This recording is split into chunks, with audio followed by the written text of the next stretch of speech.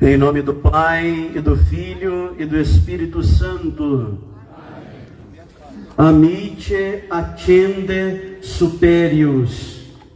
Amigo, toma um lugar mais importante.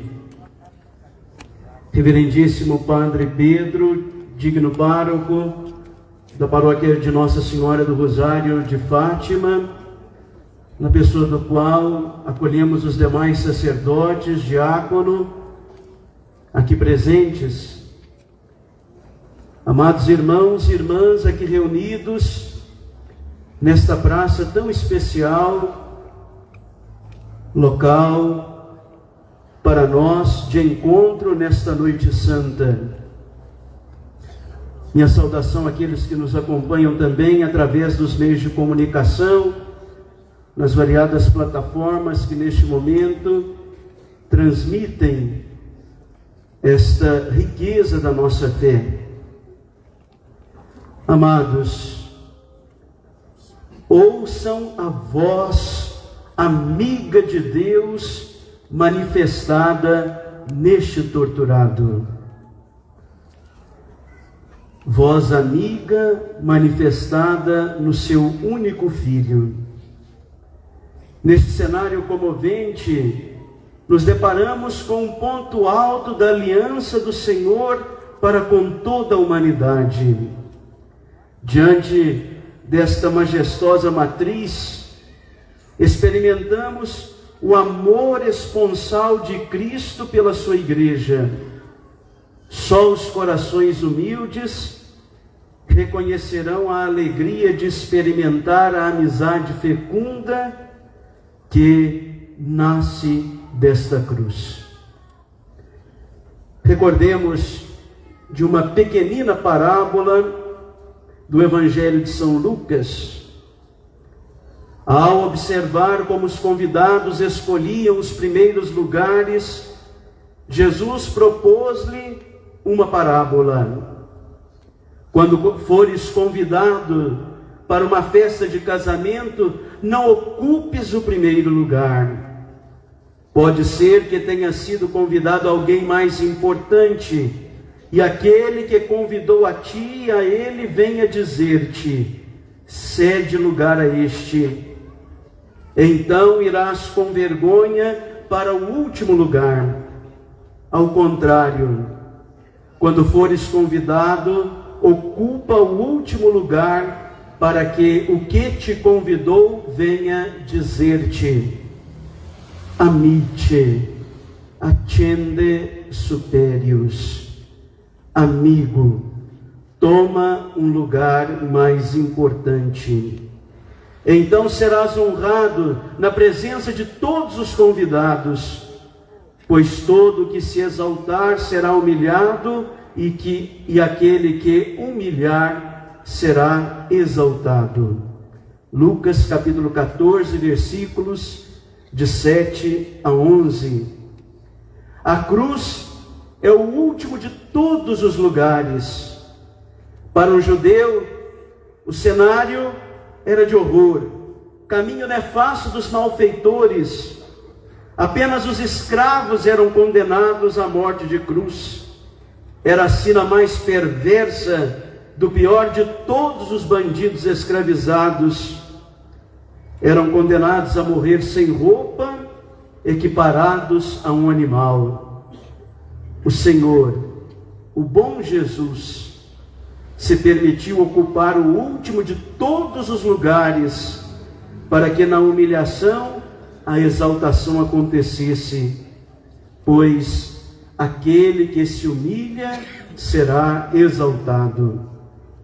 Portanto, somente os últimos podem reconhecer neste cenário de horror a amizade perfeita do Senhor, ofertada em favor do Pai, em favor da humanidade ao Pai. Os soberbos, os egoístas, os iludidos pelas estruturas de poder terreno, não escutarão nesta noite o chamado do amigo amoroso.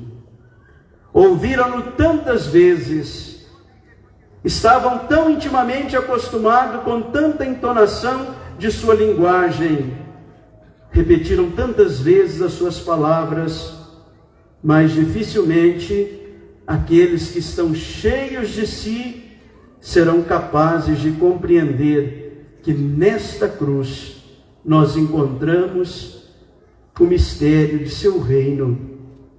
Quanto, na busca dos primeiros lugares, se privaram deste convite. Onde estão os discípulos que caminharam com ele, beberam de seus ensinamentos? Onde está Pedro, aquele que disse: Senhor, por que não posso seguir-te agora? Eu darei a minha vida por ti. João 13:37. Quem sabe, no entender de Pedro, dar a vida seja utilizar de violência, pois quando prenderam o Senhor no jardim, ele portava uma espada consigo e a partir dela feriu o servo do sumo sacerdote, cortando-lhe a orelha direita. João 18:10.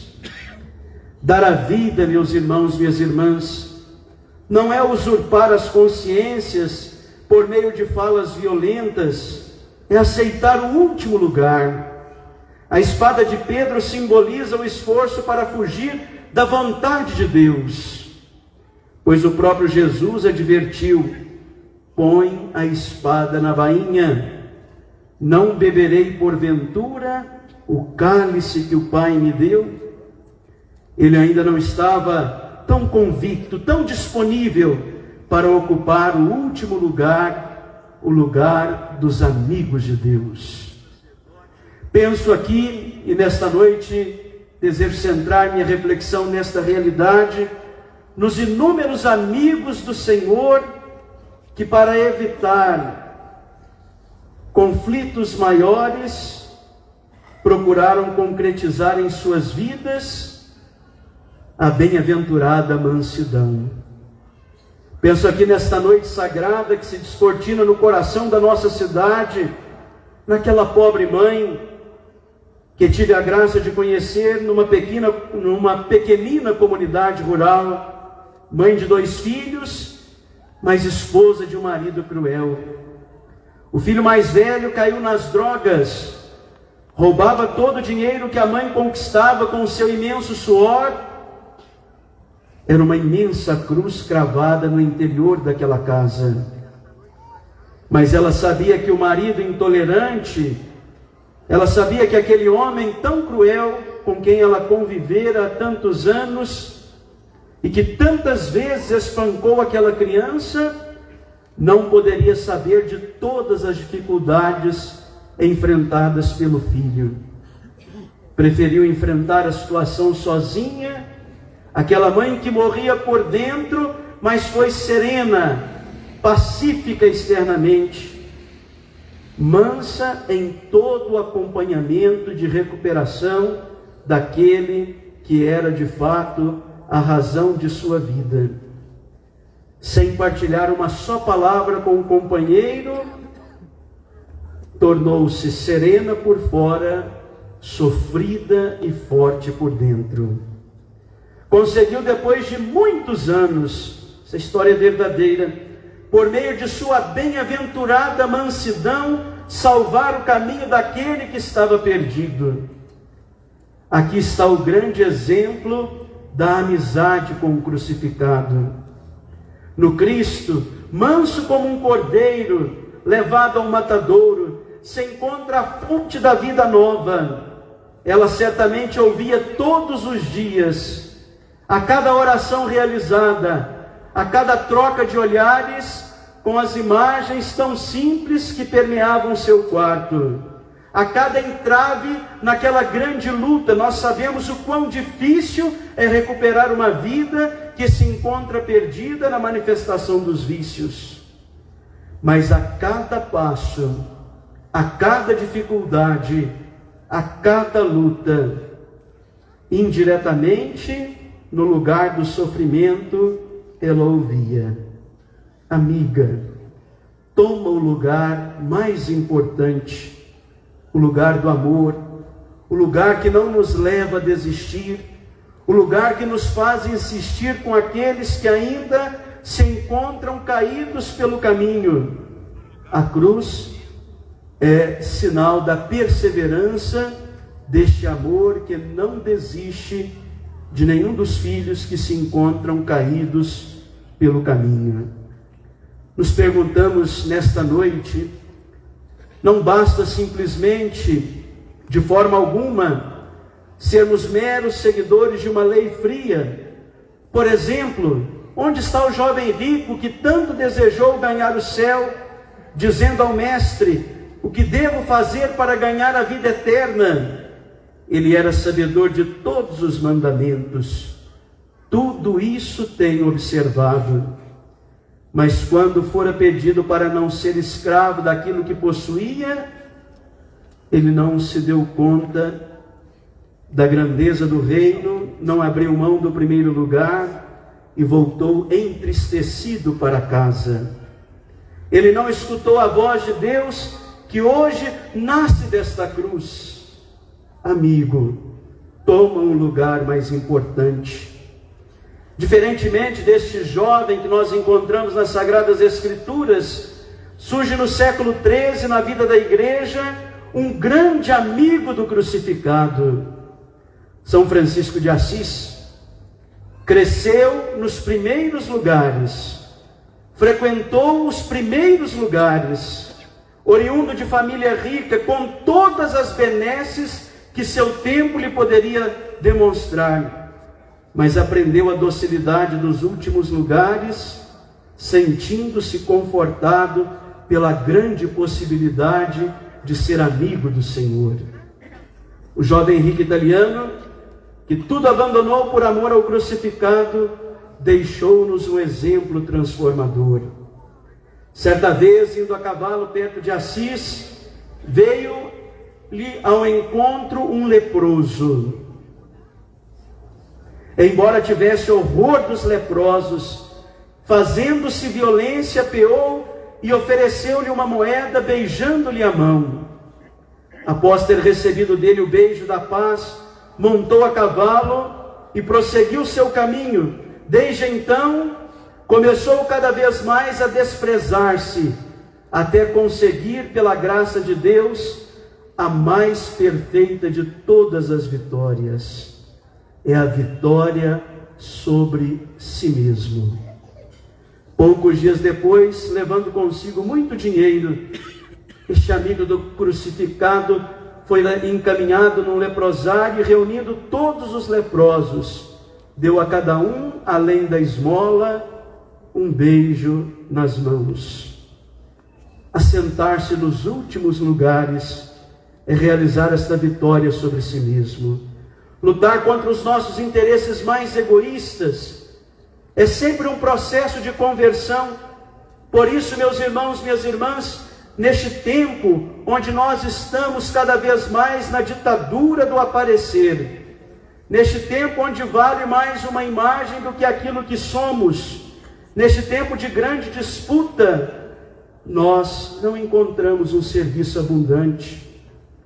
Quantas instituições fracassadas se perdem nas competições, nas brigas entre si, porque nós não encontramos mais almas servidoras, capazes de tudo fazer, não para o seu próprio bem, mas acima de tudo, para o bem da comunidade.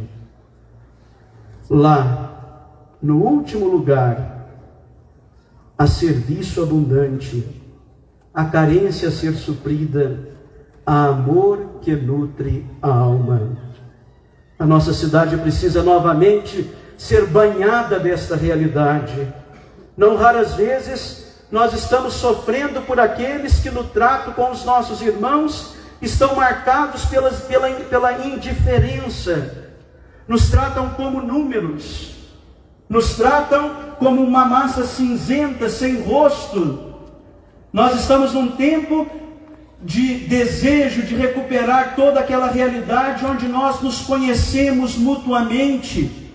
Estamos gritando por um desejo de fazermos valer a pena a capacidade de não mais estarmos escravos deste tempo, onde mais vale um clique, uma foto que rememora o passado e demonstra alguma grandeza de um ou de outro. Não, nós não estamos querendo isso. Nós estamos querendo fomentar corações capazes de servir com imensa generosidade. No caminho da cruz, nós encontramos muitas inspirações que progrediram na amizade com Jesus, que fizeram valer a pena aquilo que nós encontramos no Evangelho de São João. Ninguém tem amor maior do que aquele que dá a vida por seus amigos. Eu vos chamo amigos, porque vos dei a conhecer tudo aquilo que eu ouvi de meu Pai. O termo amizade que nós encontramos aqui vem de filia, que evoca profunda proximidade, carinho imenso vivido entre os familiares. O Senhor quis que os discípulos compreendessem a grandeza de serem irmãos.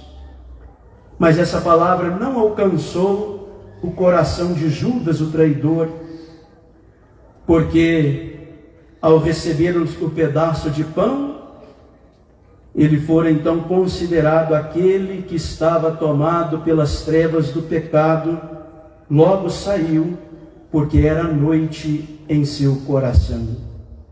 Aliás, se nós formos lá no evangelista Mateus, no capítulo 26, no versículo 50, lá com Jesus no Monte das Oliveiras, naquela expectativa angustiante da traição, quando Judas chega com aqueles que seriam os responsáveis pela prisão do divino amigo e oferta o beijo completamente diferente deste beijo que nós encontramos em São Francisco, porque aqui nós encontramos um gesto perversamente combinado. Jesus vai dizer para ele assim: amigo, para que vieste? Amigo, para que vieste? Mas aqui o termo já não é filia. Jesus utiliza nesse discurso final um termo que vem do grego etairos, que significa simplesmente companheiro. Não é alguém que partilha do pão, não é alguém que divide sentimentos, não é alguém que sai de si para ir ao encontro do interesse do irmão. Jesus traz na sua palavra uma ironia educadora. Não amigo, companheiro, para que vieste? Prestemos atenção nessa realidade, né? O Senhor sabe que naquele momento, naquele coração, não havia amizade sincera. A pergunta para que vieste é para que ele compreendesse a motivação de seus passos na direção daquele lugar, que tantas vezes ele pôde partilhar a vida com Jesus. Para ser amigo, é necessário amar como ele amou.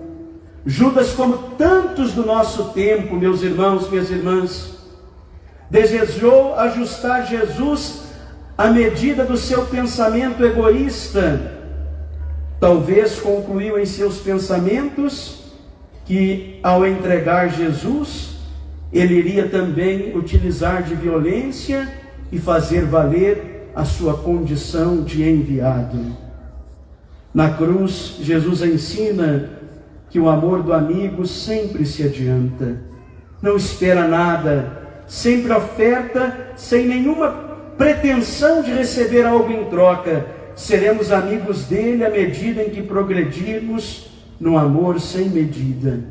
Por isso é mandamento novo, não é um amor teórico, mas porque ele amou radicalmente na cruz, para que a força desta amizade possa nascer a partir de dentro, Não é uma lei estéril escrita em pedras, mas é amizade fecunda, talhada num coração de carne que se permite rasgar. O amor da cruz gera uma infinidade de amigos. Nesta noite que aqui estamos, esta palavra também nos é ofertada.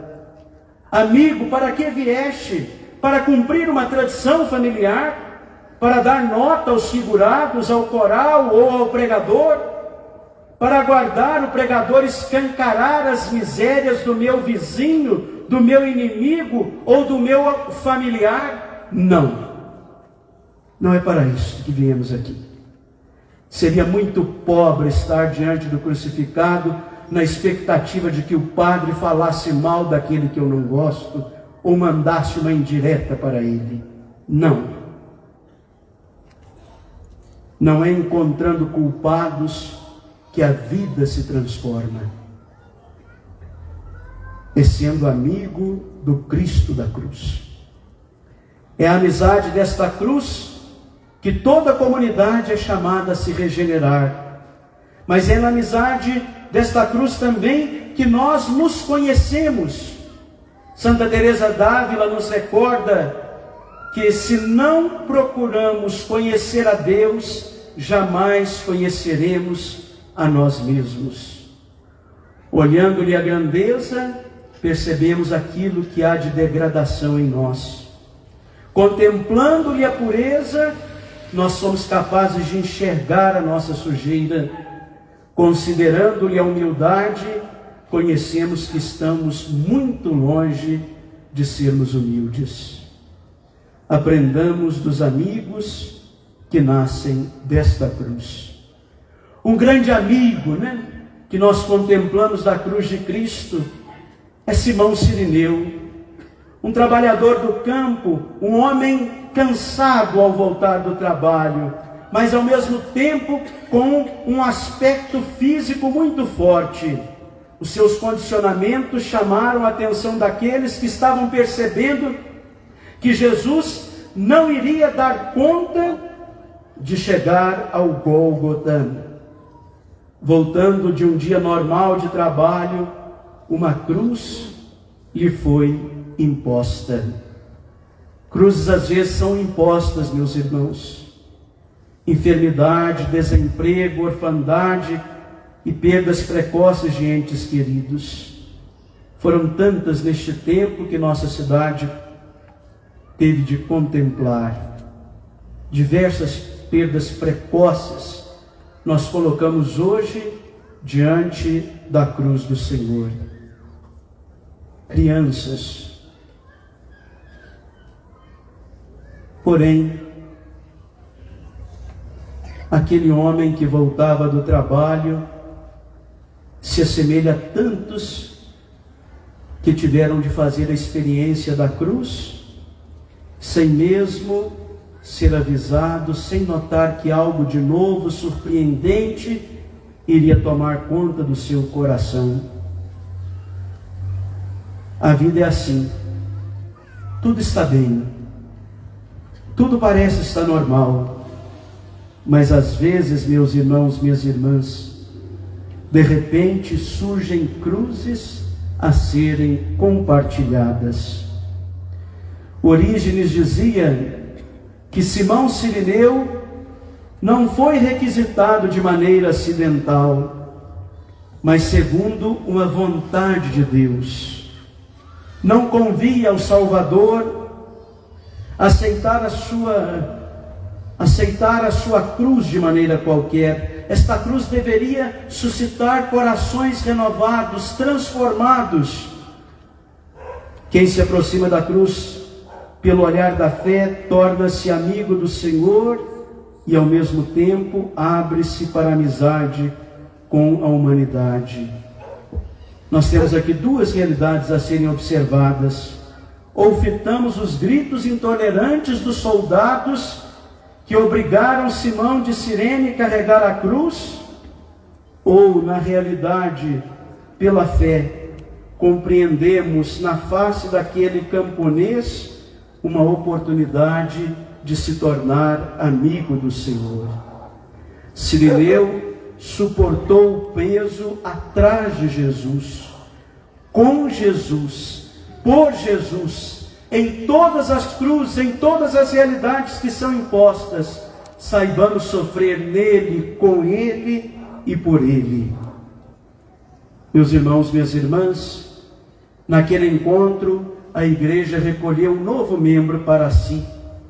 A cruz forçada despertou a fé no coração de Simão.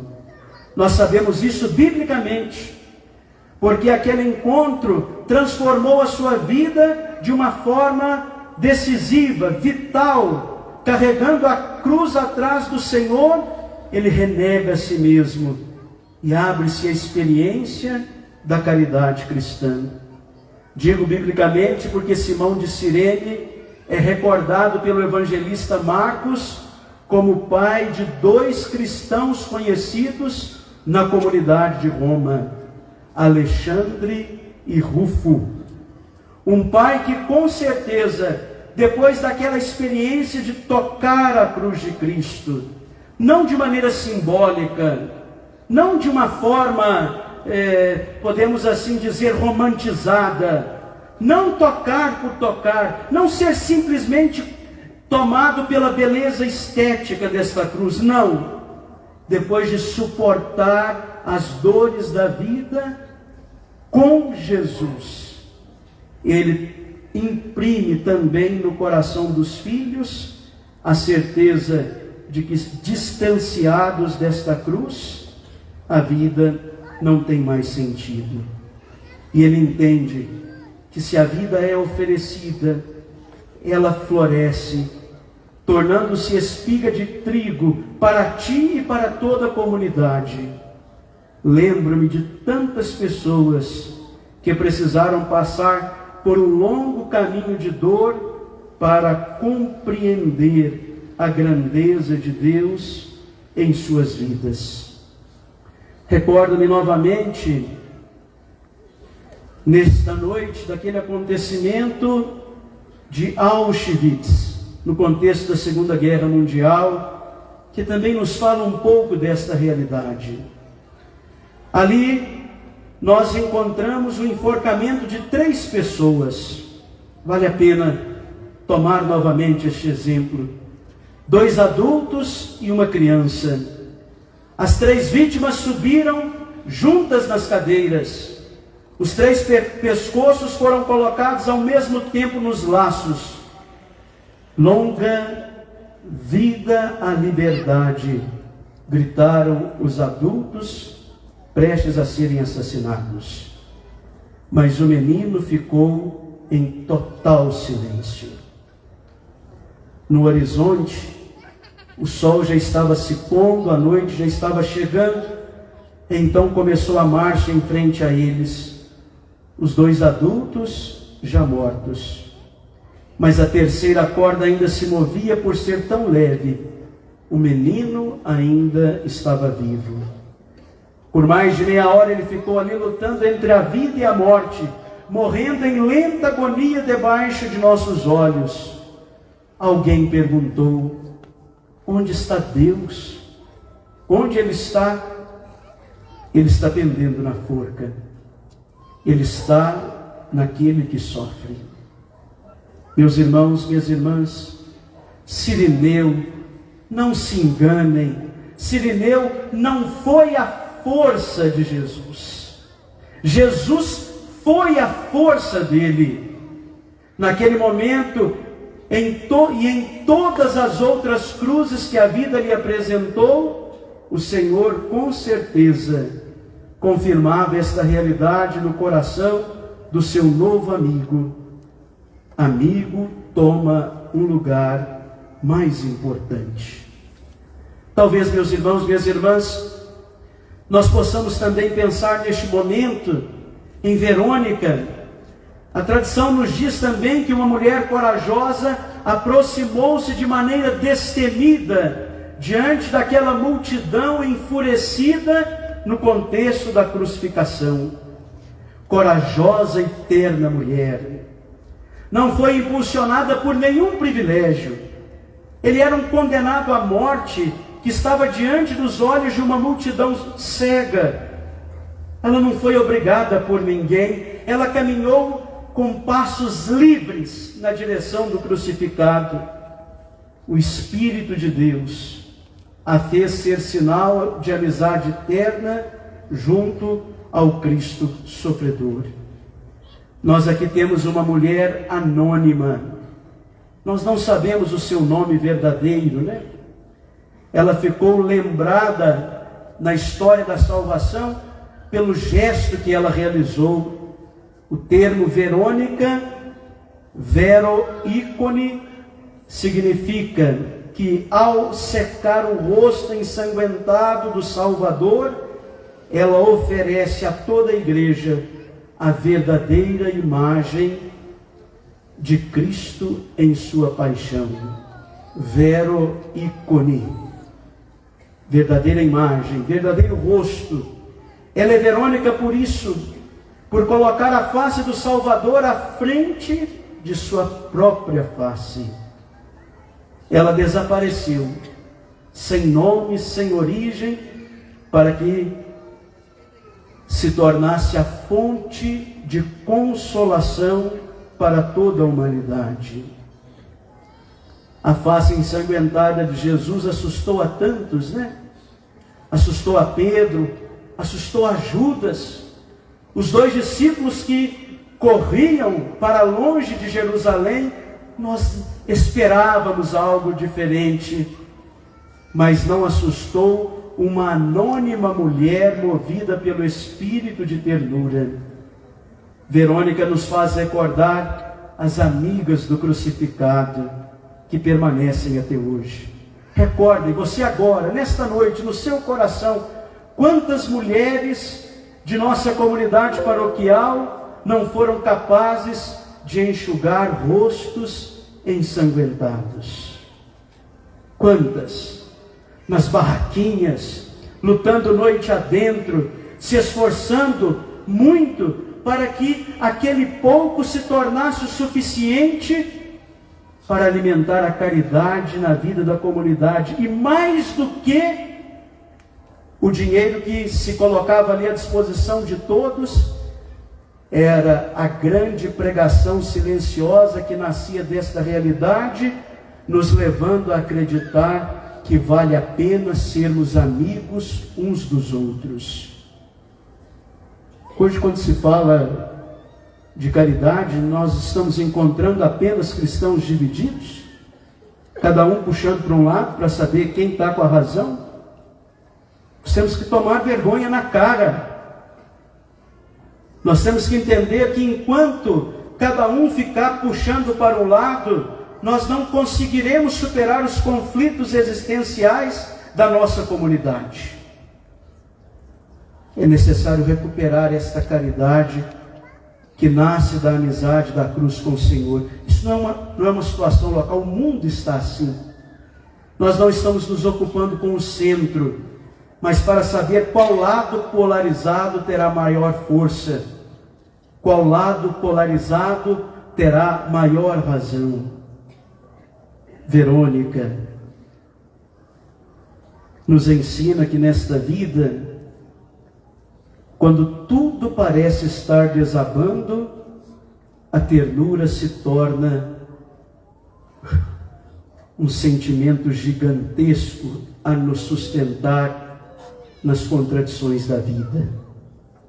Uma palavra doce, uma postura equilibrada e silenciosa, um ar de esperança, um olhar que nos levanta depois das quedas.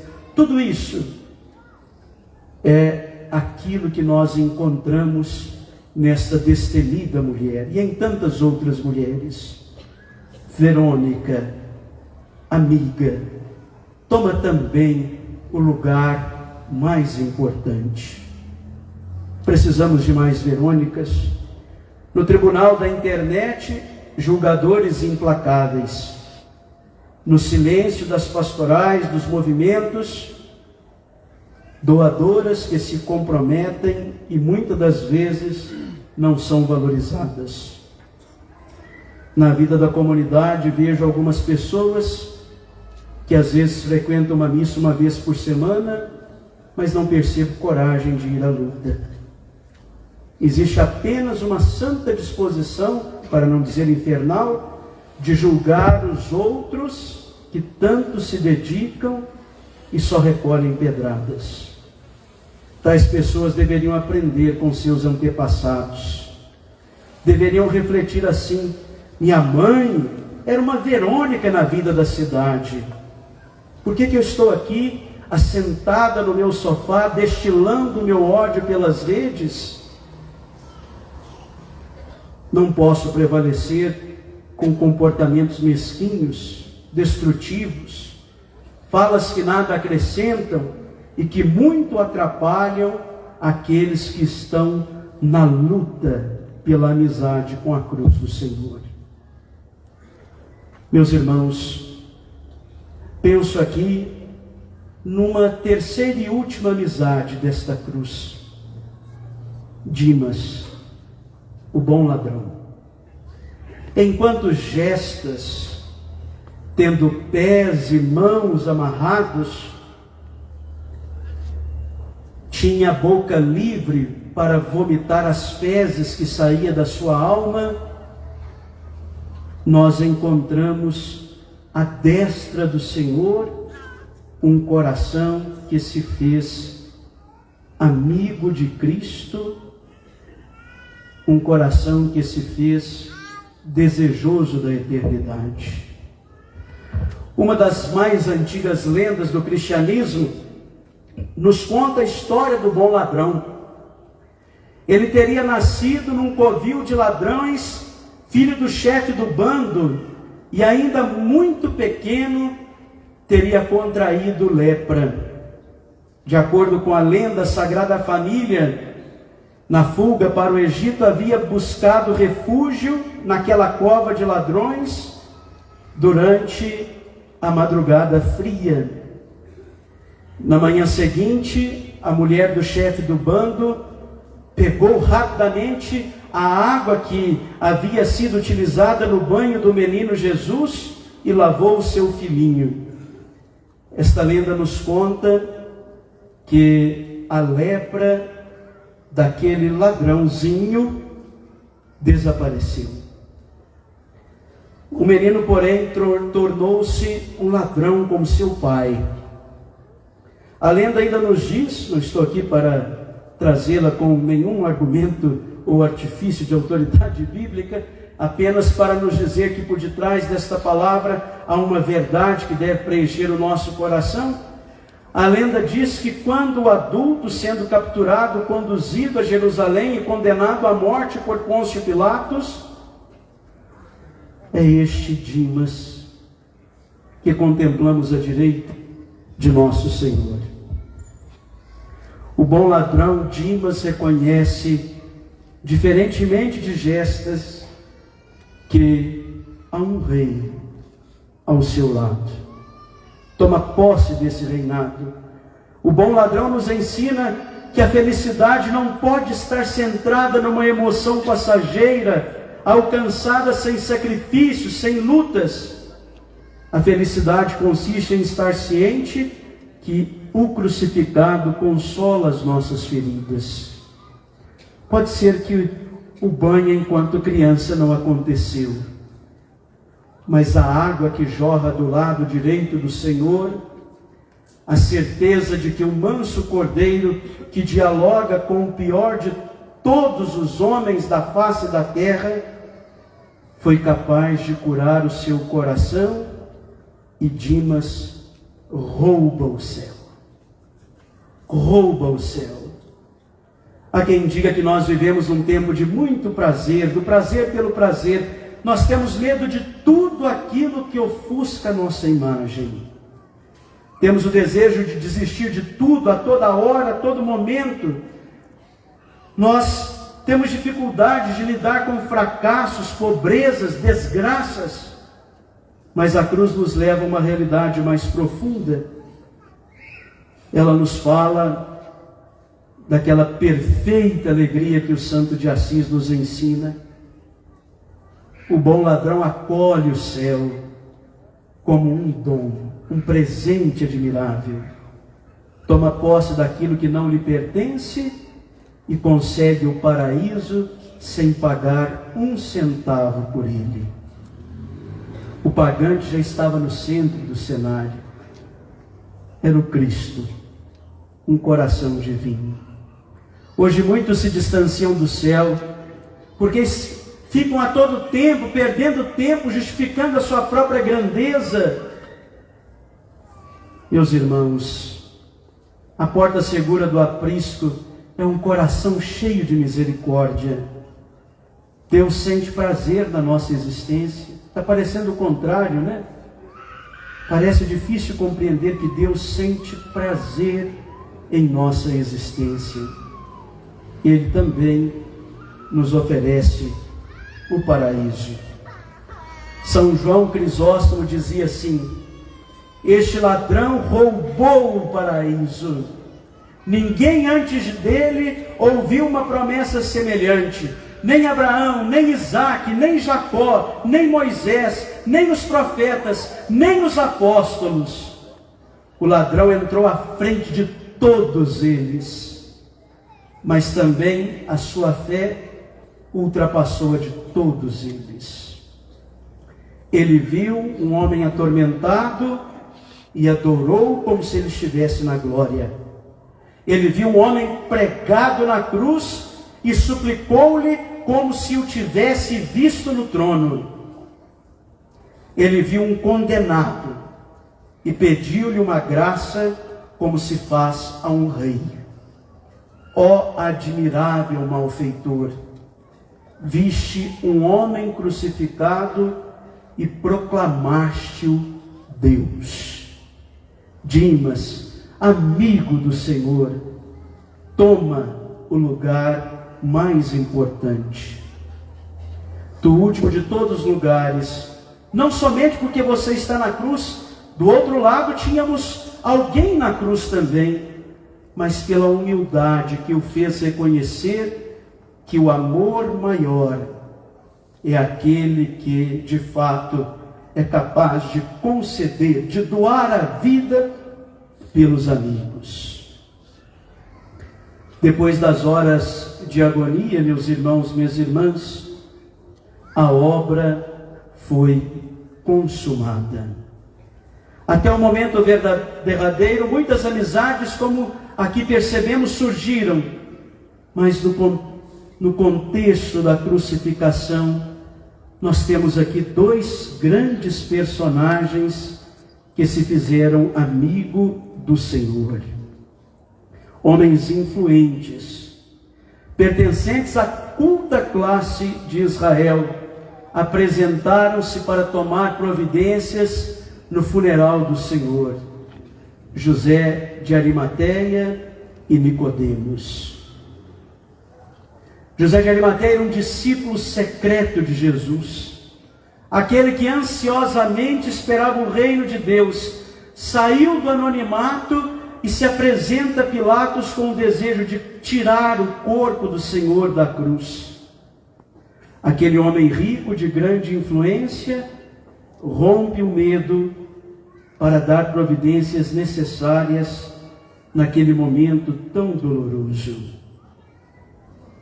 Momentos de angústia viveu esta grande amiga de Cristo e da humanidade, nossa Mãe Santíssima, temerosa, pensando que o corpo do Filho seguiria o mesmo modo como os romanos cuidavam dos demais sentenciados, abandonado no madeiro para os abutres.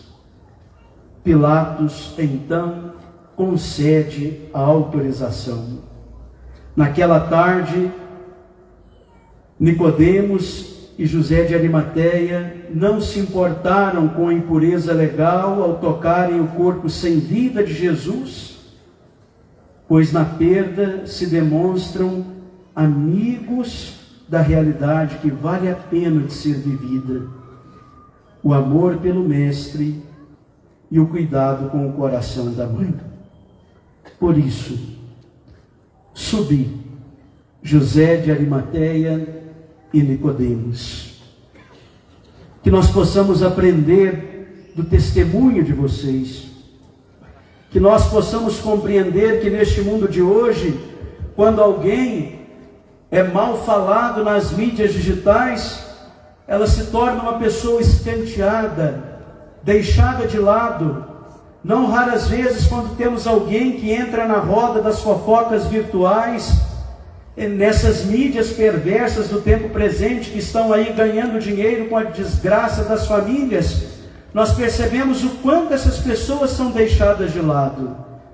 Que nós possamos aprender destes dois amigos, enquanto muitos viraram as costas por notícias verdadeiras ou falsas, que nós possamos ter corações amigos a amparar aqueles que foram enxovalhados pelos cruéis corações que se apresentam diuturnamente nos tribunais digitais de nossa comunidade.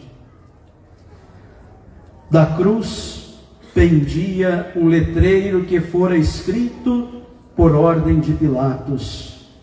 Nele se lia: Jesus da cruz, Jesus Nazareno, Rei dos Judeus.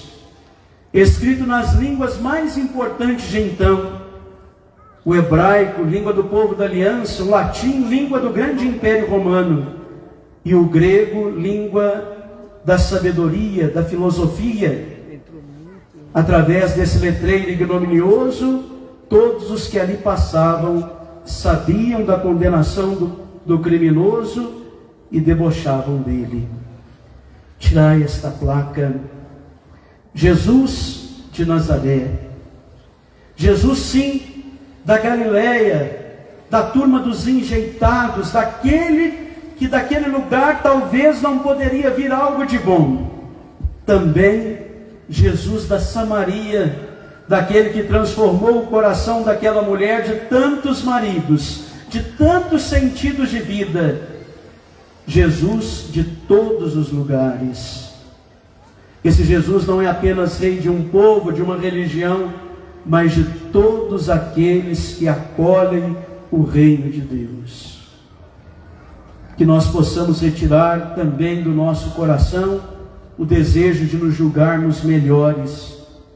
Você que está aí, escondido por detrás de tantas realidades funestas do nosso tempo, você que não tem medo de compartilhar nesta página suja, que tanto ganha dinheiro com a desgraça alheia, retire do seu coração o desejo de rotular o seu semelhante, retire de seu coração o desejo de ser melhor do que os outros.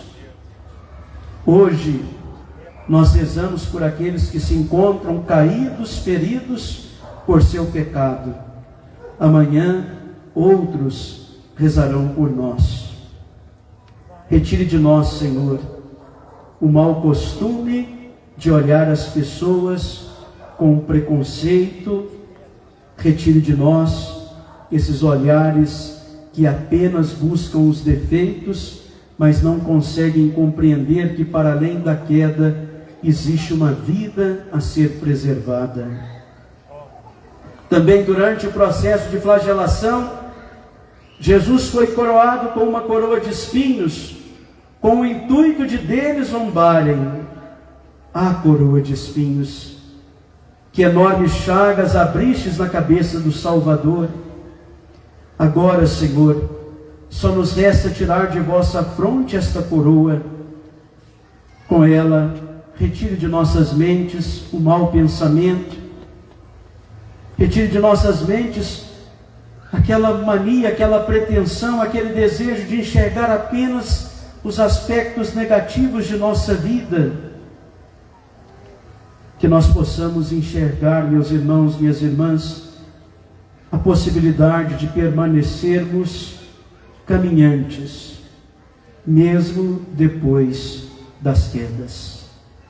Retire esta cruz, retire esta coroa, que nós possamos aprender neste momento, que não é depositando mais sofrimento no coração do nosso semelhante, que ajudaremos a superação do erro, que ajudaremos na superação das dificuldades que tanto atormentam a sua existência. E estas mãos, quanto bem essas mãos fizeram. Por isso, Nicodemos, retire um dos cravos, que esta mão possa ser e continuar sendo para nós um sinal de entrega, de generosidade, de caridade, que esta mão, que tantas vezes foi capaz de ser estendida àqueles que mais necessitavam, que elas possam também continuar nos ajudando na tarefa de transformar a realidade que está à nossa volta. Esta mão esquerda, mão amorosa do lado do coração, esta mão benfazeja, que colocou barro aos olhos do cego, que jazia há muito tempo à beira da piscina de Betesda, possa também nos ensinar a cada dia a ajudar aqueles que estão à beira de nossa porta e somos tão indiferentes. É momento de retirar também a mão direita, esta mão que abençoou e curou, mão que ordenou a cura do cego que estava à beira do caminho, devolvendo a graça de ver a luz. Desprendei da cruz esta mão bendita, para que ela nos conduza a olhares novos, capazes de enxergar as necessidades dos outros e estender a nossa mão em socorro de tantas dores que se multiplicam na vida da comunidade. A grandeza da humanidade determina-se essencialmente na relação com o sofrimento. Por isso Jesus teve pés que sempre caminharam na direção dos fracos e dos pequeninos. Por isso, retirai os cravos destes pés benditos. Estes pés devem continuar caminhando. Senhor, perdão pelas vezes que nossos pés também não se moveram para ir ao encontro daqueles que necessitam. Dai-nos pés disponíveis a se calejarem em prol da construção do mundo novo e da justiça. Que nós possamos ser capazes de quebrar toda a lógica de egoísmo, vencendo tudo aquilo que nos impede no mundo de hoje renovarmos confiadamente esta caridade cristã que tanto marcou a vida de nossa comunidade. Por isso, queridos amigos da cruz, peço que vocês sejam agora capazes de oferecer um último gesto de amizade, entregando este corpo inerte à bem-aventurada Maria Santíssima. A Mãe, com certeza, neste momento, no altar da cruz, não se desespera, porque de forma alguma ela encara este momento como um sinal de fracasso. Desde a profecia do velho Simeão, Nossa Senhora foi um coração desejoso de fazer a vontade do Pai acontecer. Faça-se em mim segundo a tua palavra. Humanamente, a dor estava ali totalmente presente, mas espiritualmente, ela permanece de pé para demonstrar que o seu comprometimento com cada um de seus filhos permanece mesmo diante de toda a atrocidade contemplada no corpo de seu filho Jesus. Maria, nesse gesto, acolhe o corpo de Cristo, que é de fato toda a igreja. O evangelista João nos diz que do alto da cruz, Jesus nos ofereceu a todos nós, como filhos queridos desta mãe. O discípulo amado não é nomeado pelo evangelista João, para que nós pudéssemos compreender que todos nós somos chamados a sermos também discípulos amados. E por isso ela é a nossa mãe.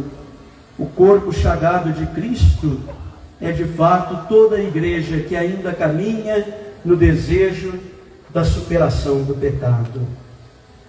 Meus irmãos, eu peço que aqui possamos recordar um último fato para iluminar a nossa reflexão desta noite. Nos idos de 1992, um crime chocou a nossa nação. Uma mãe perdeu sua filha assassinada tragicamente por um psicopata, companheiro de trabalho da filha, companheiro de trabalho também desta mãe. Fato amplamente conhecido em toda a realidade nacional. Trago este momento porque a mãe relata algo que nós podemos aplicar ao coração de Maria. A mãe diz que ao chegar ao lugar do assassinato, de longe ela enxergou o tênis de sua jovem filha e reconheceu imediatamente que o tênis era dela e saiu desesperadamente daquele carro. Chegando junto do corpo, ela teve vontade de dizer para a filha: levanta, levanta. Pensava que a presença de mãe era uma presença mágica, que poderia transformar toda aquela realidade. Sim, presença de mãe é presença mágica, sim. Mas na realidade, não existe um coração que não sofra absurdamente quando esta ordem da vida é totalmente invertida. Esta mãe que perdeu sua filha jovem, ela assim diz, né? Quando ela toca o corpo gélido da filha, ela disse assim: num primeiro momento eu senti a minha mão recuar, porque o contato da vida com a morte lhe deixou totalmente horrorizada. Pois é quando se traz para a realidade o que de fato aconteceu. Não tem mais volta. Mas quando, meus irmãos, minhas irmãs, está distante do toque do corpo, tudo parece ainda vivo, há uma esperança. Mas quando o corpo é assumido nos braços, a realidade se impõe assustadoramente. O que mais me chamou a atenção naquela trágica experiência, no trágico desabafo da mãe, foi quando ela assim disse: naquele momento, no momento que eu toquei o corpo gélido de minha filha, palavras textuais desta mãe, eu tive vontade de recolhê-la de novo, de colocá-la novamente no meu ventre, no ninho outra vez. Eu sei que no momento que eu quis recolher minha filha para dentro de mim novamente, foi tão duro. Palavras textuais, que eu pedi ao delegado que ali estava, um último desejo, a concretização de um último desejo. Eu pedi a ele que naquele momento eu pudesse fechar os olhinhos ainda abertos de minha filha. Creio que é uma tarefa dolorosa fechar os olhos de um filho. Disse a mãe, mas eu fechei. Depois desse momento eu não senti mais nada, pois a dor altamente elevada parece anestesiar a alma. Não se sente mais nada. A mãe diz: eu senti apenas um grande vazio. Meus irmãos, minhas irmãs, fiquei com um cérebro vazio, tentando encarar aquela realidade imposta cruelmente diante de mim. E ela ainda diz: por quê? Naquele dia da morte, recordo também textualmente, eu continuei a trabalhar no meu quarto, eu não desci para almoçar com ela, eu não guardei aquele último momento que poderíamos ainda trocar palavras. Não estou dizendo isso de forma alguma, simplesmente para apoiar a tragicidade pela tragicidade, mas para dizer que nós estamos perdendo tempo demais distanciados dos nossos filhos. Nós estamos perdendo tempo demais não nos aproximando daqueles que merecem digna atenção. Uma outra frase dela me estremeceu. Ela disse assim, vocês mamães vão se reconhecer nela, né? Ela disse assim: uma mulher não tem um filho, ela nasce com ele, nasce novamente a partir da criatura em seu seio, porque depois do nascimento, a mãe já não consegue mais dissociar a sua vida da vida do filho. Não existe nenhuma memória na vida que se distancia da lembrança da presença do filho na sua existência. Essa mãe disse assim, mesmo antes do nascimento, mesmo antes da concepção, você não sabe em que canto da vida ele estava. Mesmo quando você vai recordar das suas memórias de infância, você não sabe em que canto da vida ele estava, mas ele estava lá. Ele estava lá. Não, é uma experiência que com certeza se torna indissociável. Que nós possamos recuperar este sentimento cristão nos corações de todas as mães que surgem em nossos tempos. Porque hoje, infelizmente, nós estamos com mães totalmente distanciadas de sua vocação e de sua missão. Que Maria, esta grande amiga da cruz de Cristo e da humanidade, possa capacitar-nos para o último lugar, o lugar do amor, para que no entardecer da nossa vida, o Senhor nos diga, a cada um de nós que aqui estamos: amici, accende superius, amigos, tomem o lugar mais importante, o lugar do amor. Em nome do Pai, e do Filho, e do Espírito Santo. Amém.